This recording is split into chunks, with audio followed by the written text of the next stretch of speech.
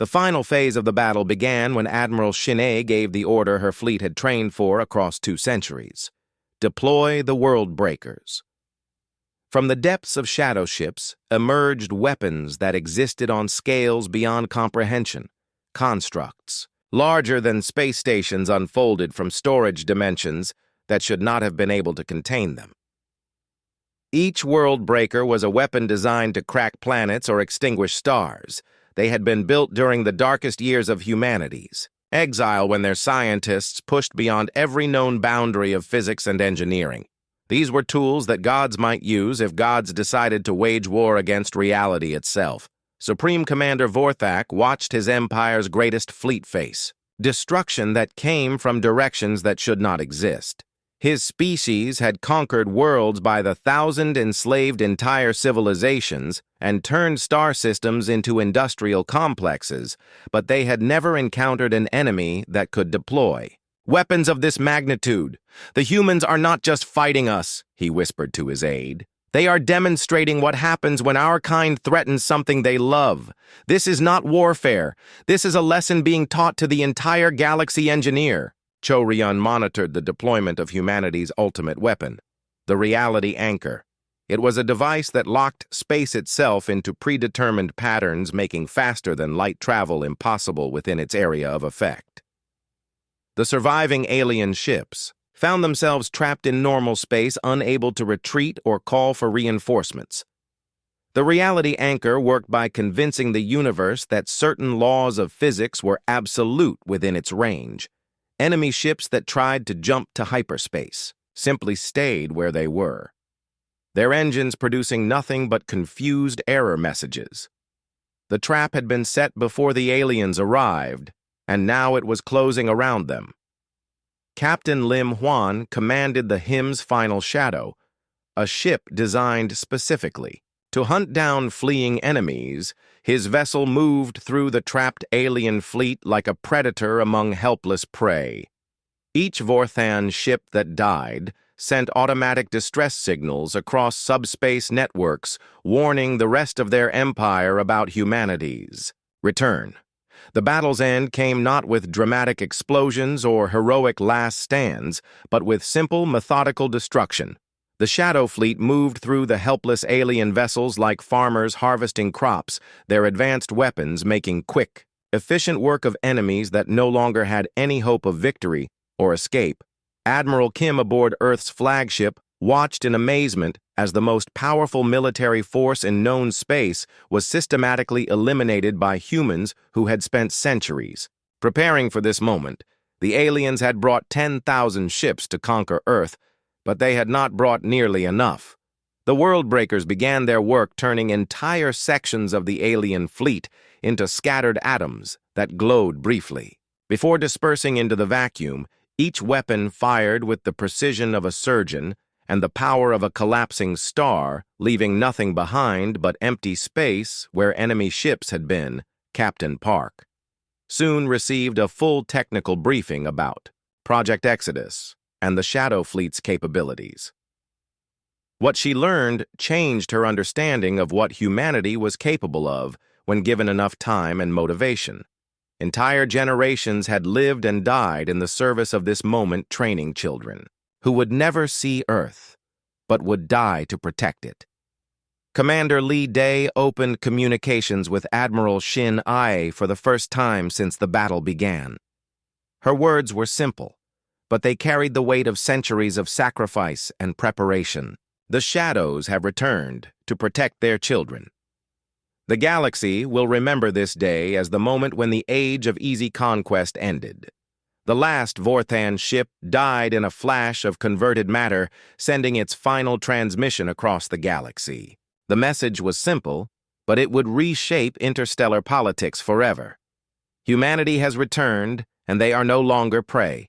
They have become the hunters, and they do not forgive, as the debris from 10,000 alien ships drifted slowly toward Earth's sun.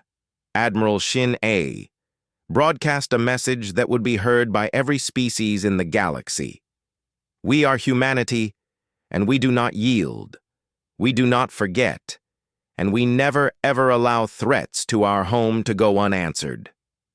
The shadows have crossed the stars, and we are here to stay. The battle was over, but its consequences would echo through history.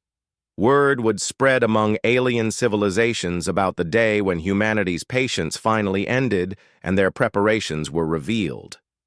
The Vorthan Empire's expansion had been stopped not by negotiation or superior numbers, but by the simple understanding that some species were far more dangerous than they appeared. As the battle continued, fragments of intercepted communications and strange sensor readings began to reveal the truth about the Shadow Fleet.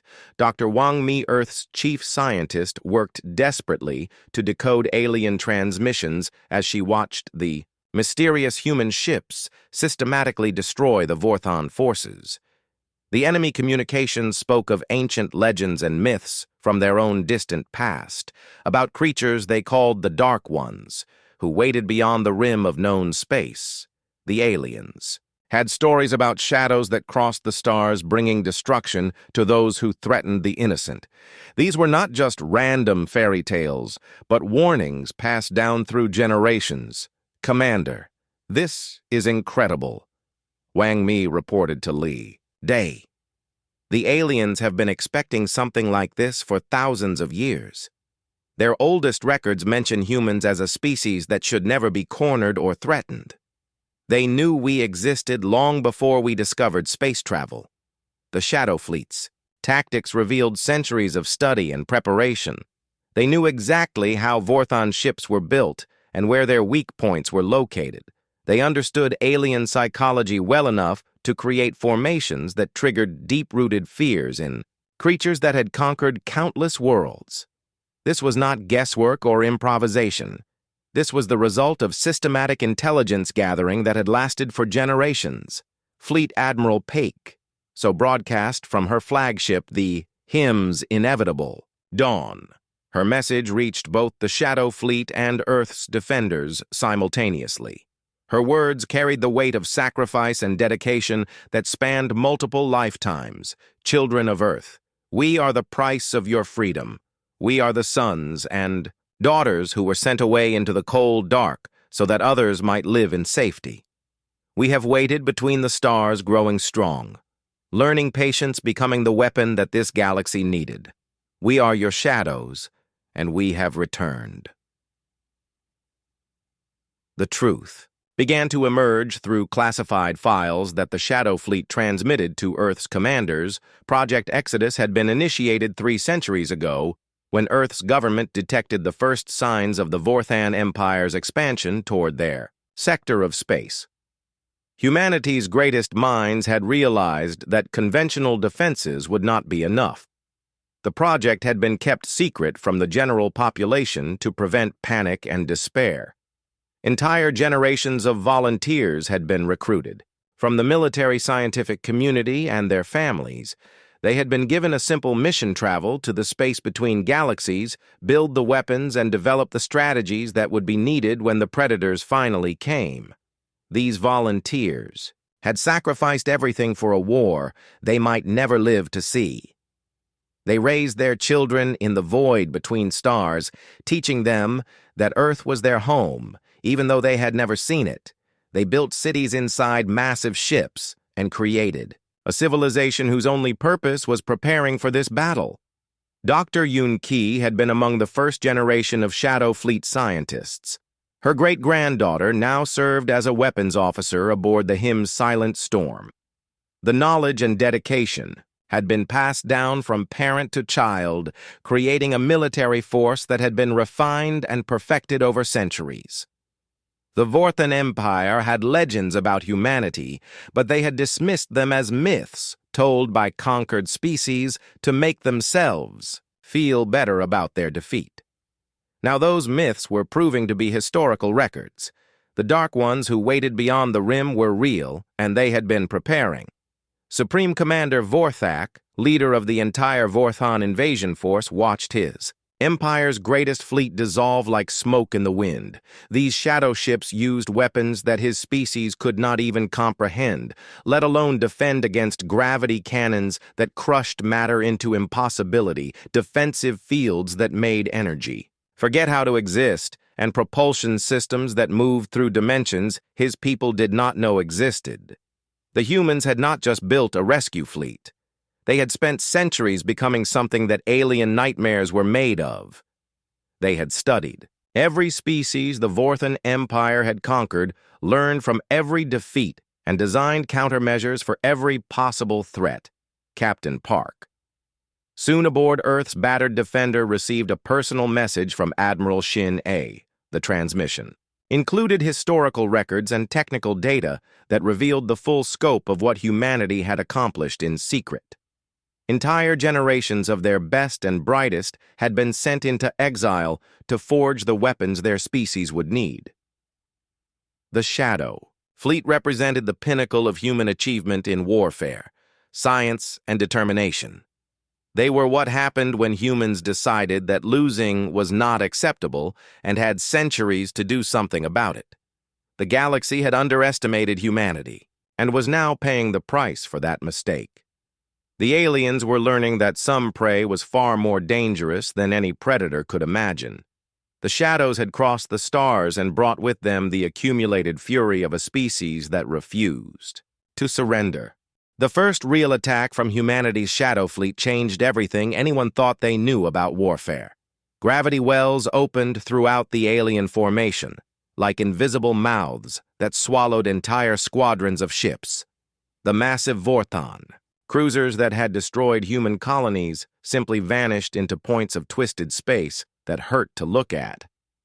Captain Bei Ho guided his ship, the Him's Silent Thunder, through the battle like a ghost, moving between dimensions. His crew had trained for this moment for their entire lives, learning techniques that Earth's regular navy had never imagined.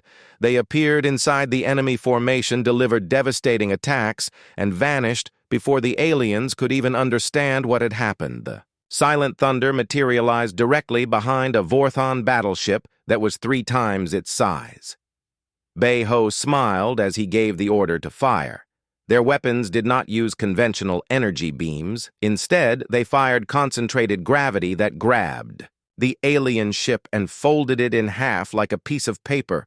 The massive battleship crumpled and exploded in seconds. Phase jump. Now he ordered his pilot, and the Silent Thunder disappeared back into the space between dimensions. The aliens fired desperately at empty space where the human ship had been just moments before. They could not fight enemies that refused to stay in normal reality long enough to be targeted. Engineer Lim so worked frantically aboard the Goliath's shadow monitoring systems that consumed more energy than entire stars produced in years. The shadow drives were incredibly powerful, but they required precise control to prevent accidentally tearing holes in reality itself. Around her, technicians whose great-grandparents had been born in deep space-operated machinery that made Earth's computers look like children's toys. The energy readings are stable. She reported to Admiral Shin A. All ships are maintaining dimensional coherence, and the gravity wells are functioning. Within acceptable parameters, we can sustain this level of attack for approximately 6 hours before needing to recharge. That will be more than enough, Shin A replied as she watched the tactical display. The alien fleet is already breaking apart. They have no experience fighting enemies who can control space and time itself. The Vorthon Empire's most feared weapon was a ship called the Devastation that could crack planets in half with its main cannon. It had destroyed 17 human colonies and countless alien worlds.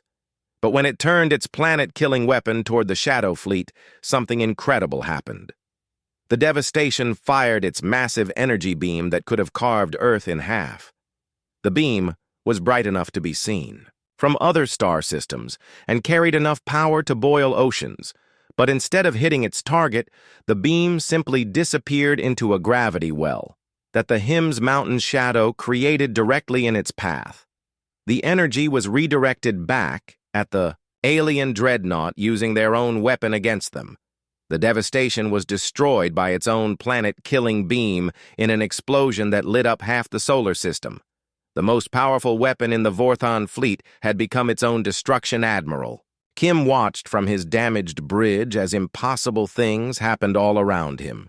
Human ships that moved like ghosts through space weapons, that treated the laws of physics as suggestions and tactics, that seemed to have been planned by minds that thought in centuries rather than moments. His communications officer managed to establish partial contact with the Shadow Fleet, but their encryption was far beyond anything Earth's computers could decode. All they could pick up were fragments of orders and coordinates that suggested a level of organization that spanned decades of preparation. Commander Lee Day realized that this was not a last-minute rescue by some hidden human colony. This was the execution of a plan that had been in motion long before the alien empire had even discovered Earth. Someone generations ago had seen this day coming and had prepared for it with patience and determination that only humans possessed. The aliens were learning what it meant to fight an enemy that had spent centuries studying their weaknesses. The Shadow Fleet knew exactly where to hit Vorthan ships to cause cascading system failures. They understood alien psychology well enough to create attack patterns that triggered primal fears in species that had conquered half the galaxy. This was not improvised warfare. This was the result of generations of planning by humans who had sacrificed everything to become the weapon their species would need. The Shadow Fleet had been forged in the cold dark between stars, shaped by minds that refused to accept defeat even when victory seemed impossible. The Vorthan commander Zeftar sent desperate messages to his fleet ordering them to regroup and coordinate their attacks. But the shadow ships were everywhere at once, striking from angles that should not exist and using weapons that violated everything his species thought they knew about technology.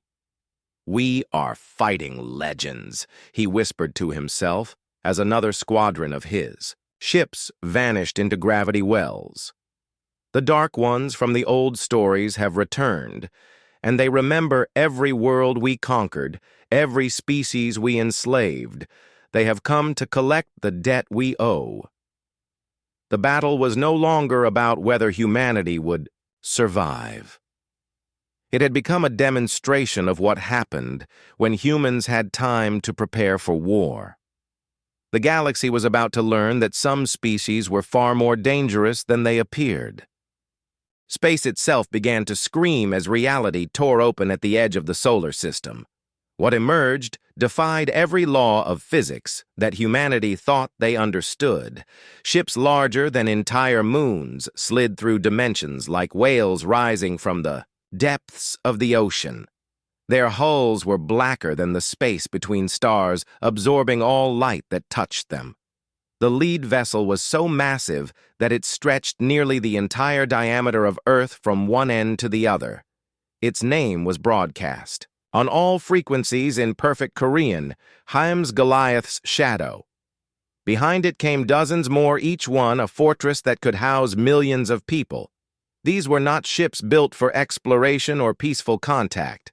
They were weapons of war designed by minds that had spent centuries preparing for this exact moment.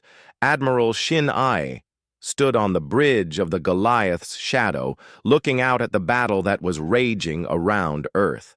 Her silver hair reflected the cold light of distant stars, and her eyes held the weight of 200 years spent waiting in the darkness between galaxies. She had been born on a ship in the deep void and had never set foot on a planet, but Earth was still her home. Behind her stood officers and crew members whose families had served in the Shadow Fleet for generations.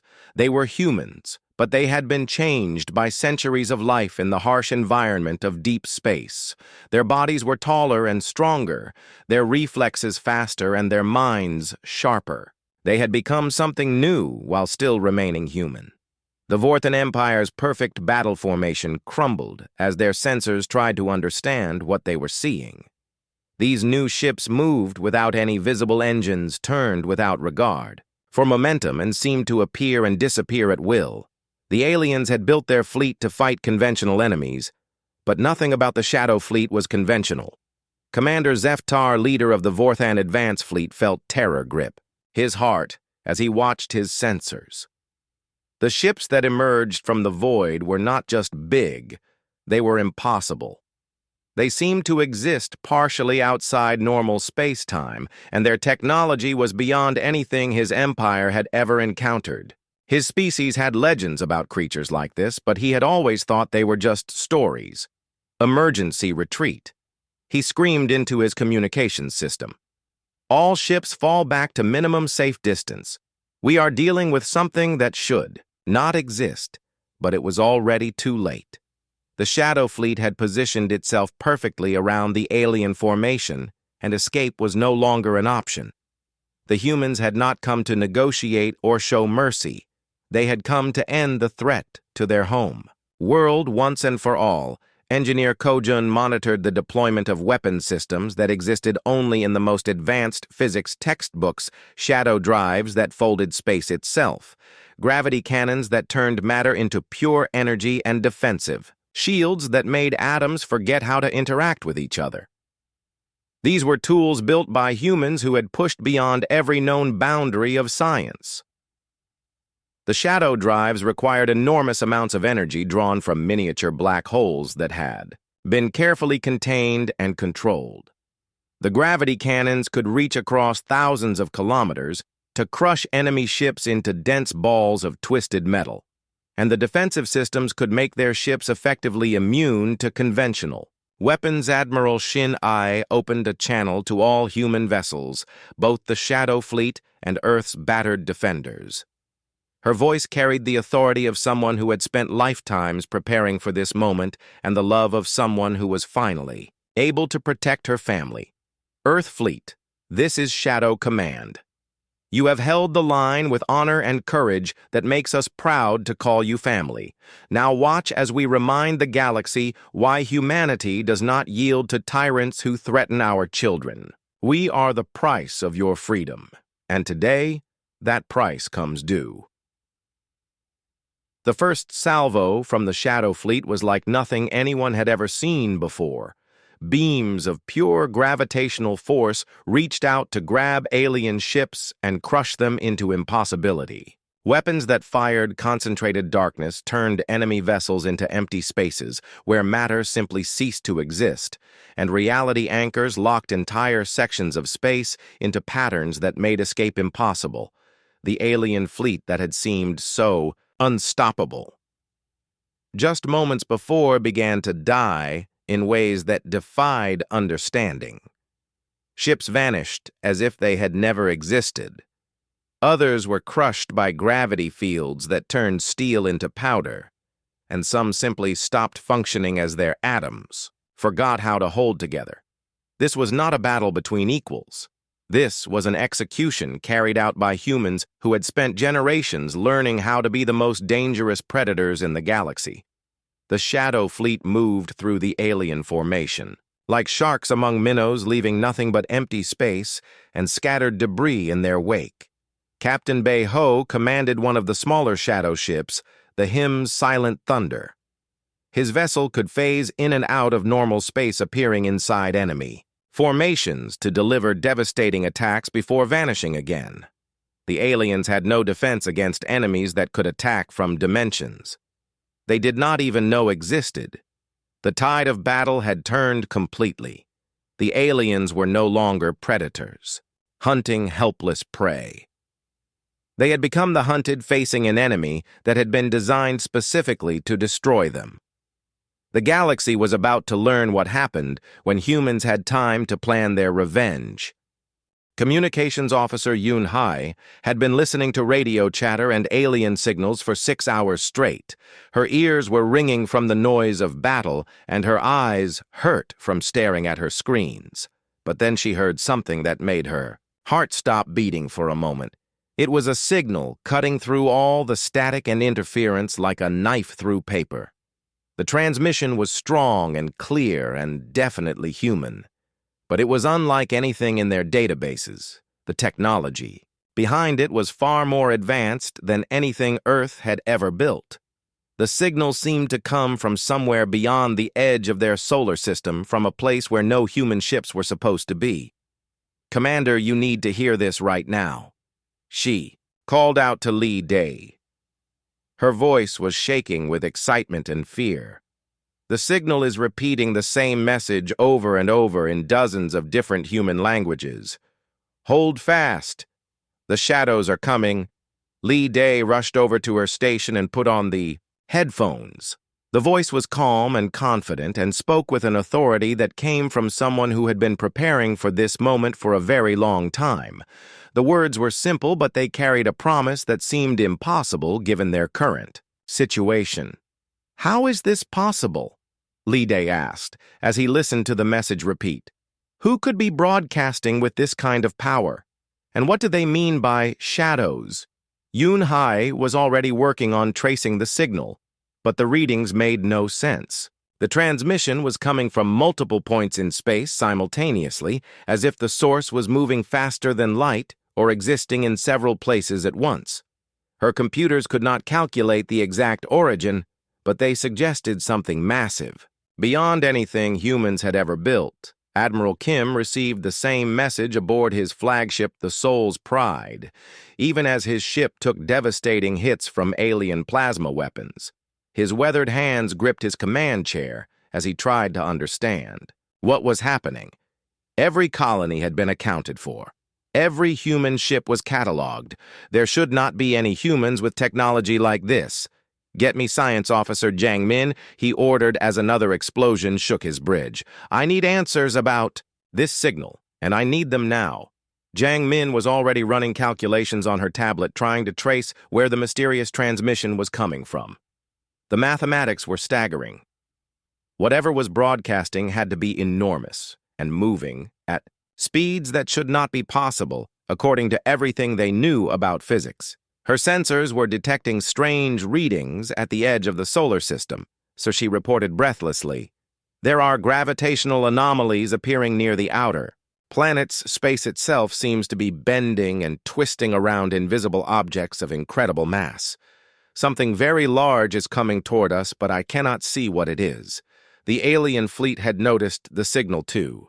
Their perfect attack formation was starting to show signs of confusion. Enemy communications increased dramatically, and their translation computers picked up words that seemed to mean fear and ancient enemy in the alien language.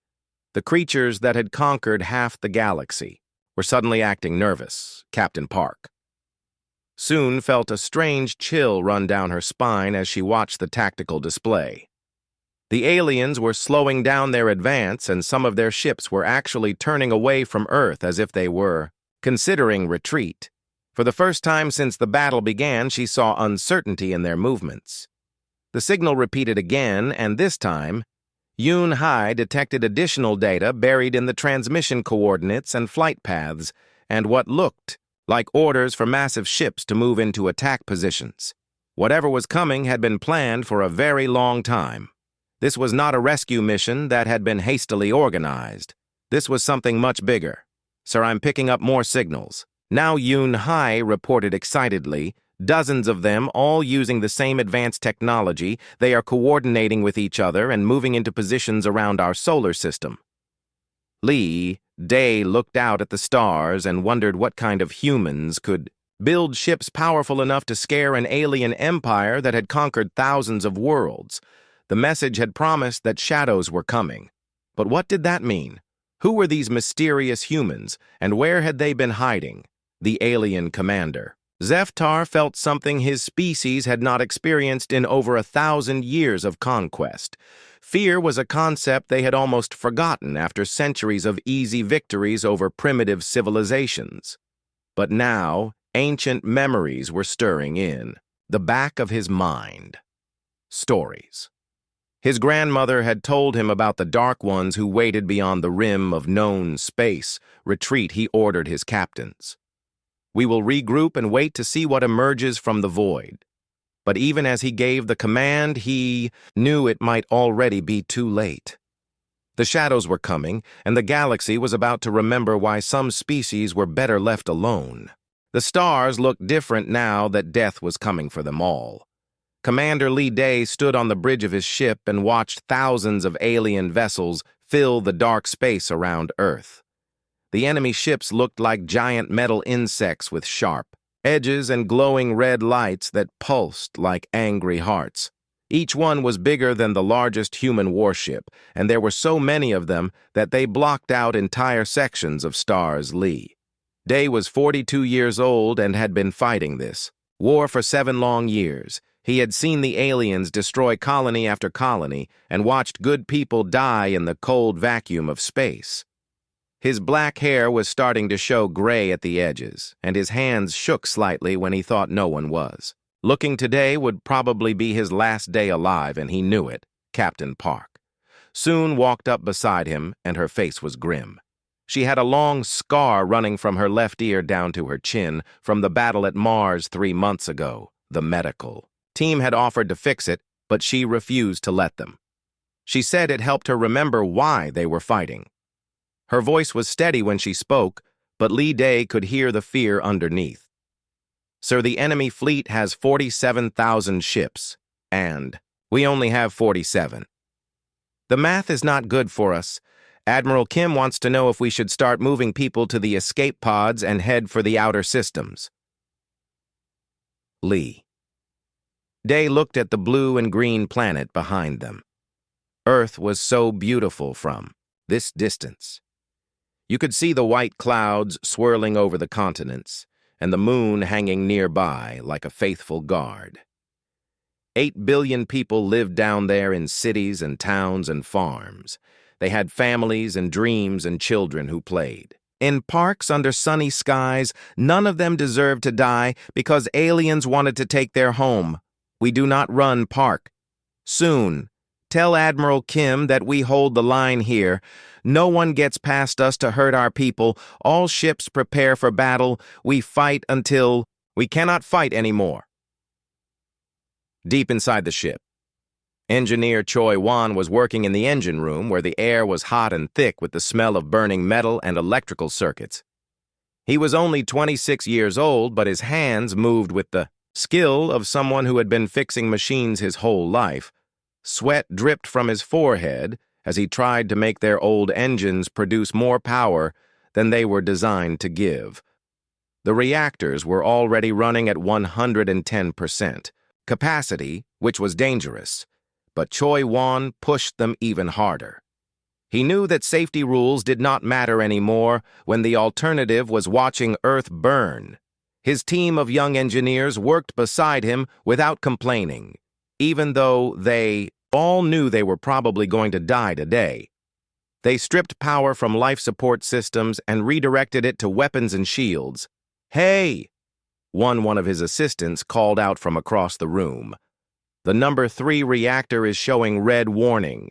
Aid lights. Should we shut it down?" "No!" Choi Wan shouted back over the noise of machinery. "Keep it running. If it explodes, we will already be dead from alien weapons anyway. Give me everything these engines have got up in the weapons control room." Nam Bo was checking his targeting systems for the 100th time. He was 34 years old and had been shooting at alien ships for so long that he could hit them with his eyes closed. His fingers moved across the control panels like a pianist playing a familiar song. Each button and switch was exactly where he expected it to be. The alien fighters were getting closer now. They moved in perfect formations like schools of fish in the ocean. Their ships were sleek and fast, and their weapons could punch holes through human armor like it was made of paper. Nam Bo had seen what those weapons could do to his friends, and he hated the aliens with a cold fury that burned in his chest. "Target the lead group of fighters," he called out to his team. "We hit them hard and fast. Maybe we can break up their formation before they reach our main ships. All weapons ready to fire on my command." The first wave of enemy fighters screamed toward the human fleet like angry hornets. They were small and quick, and there were thousands of them. Each one carried enough firepower to destroy a city, and they were all aimed at the 47 human ships that stood between them and Earth Nam. Bo waited until they were close enough that he could not miss. Then, he pressed the firing button and watched as brilliant beams of energy reached out across space to touch the alien ships. The human weapons lit up the darkness with blues and whites and reds that were beautiful and terrible at the same time. For A few seconds, it looked like they might actually hurt the enemy formation. Then the aliens started shooting back. The return fire was like nothing Lee Day had ever seen before. Beams of pure destruction reached out from the alien fleet and began tearing human ships apart. The UES Defender exploded in a ball of fire that could be seen from Earth. The UES Guardian broke in half and spilled its crew into the vacuum. The UES Courage simply vanished as if it had never existed at all. The Bridge of Lee. Day's ship shook as alien weapons hit their shields. Sparks flew from control panels and the lights flickered on and off. Emergency alarms started screaming and someone was shouting damage reports over the noise. Lee Day held onto his command chair and tried to stay calm, even though his heart was beating so fast it felt like it might burst. Hull breach on Deck 7, Captain Park soon called out, "We have lost shields on the port side and the number 2 gun turret is gone.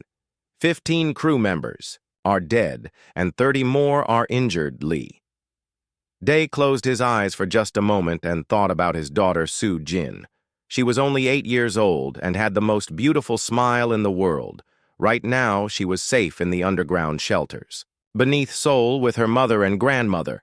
He had promised her that he would come home from this war, but now he knew that was a promise he could not keep. At least she would remember that her father had not given up.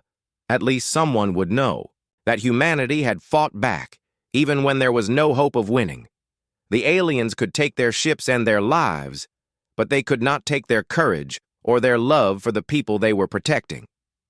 "Keep firing," he told Nam Bo. "Make every shot count. We show these monsters what humans are made of." The battle raged on with human ships dying one by one, but still fighting back with everything they had. The alien fleet kept coming forward like a dark tide that could not be stopped. Each minute that passed brought them closer to Earth and closer to the end of everything. But in the deep cold of space, something was stirring. Something that had been waiting and watching and preparing for this exact moment. Something that would change everything.